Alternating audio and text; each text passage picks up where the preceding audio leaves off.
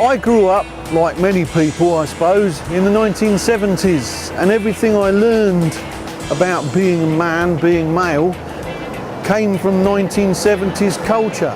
But this was a time when the cultural axis was shifting, and many of the notions I absorbed at my father's knee, as it were, by osmosis, are now being constantly challenged.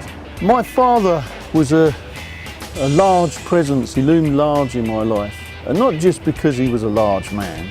To me, he was a bit like Captain America or Batman all rolled into one. As a young boy, I obviously adored him and probably feared him as well. We had a remarkably normal childhood. Our hair was never too long, clothes were never knowingly fashionable. I think he regarded anyone under the age of 30 wearing jeans as a yobbo. I was never sure what a yobbo was in those days, but to him it was something to be avoided, and to me it sounded like something profoundly attractive.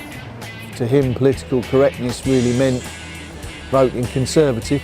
Never the bloody socialist, of course. I think he regarded me as being some sort of communist revolutionary. In my father's eyes, the positive role model meant John Wayne. We used to argue a lot about the merits of John Wayne versus Clint Eastwood. I got the impression that Clint Eastwood was permissible, but not really quite how my dad imagined a role model would be. I grew up listening to, as the Blues Brothers would have it, both types of music, country and western.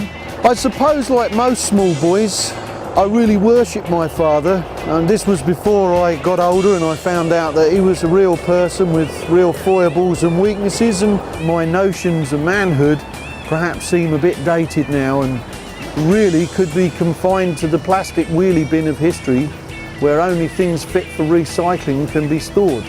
Thankfully, of course, my dad is still alive and well, even if the world he grew up in and the world he brought us up in are perhaps disappearing. John Wayne is dead. Muhammad Ali is gone. Even Clint Eastwood is a shadow of his former self. But what I want to know is, when did this happen? Why did this happen? What is the point of this new equality, and are men redundant? Are we really as useless as we appear to be? That remains to be seen.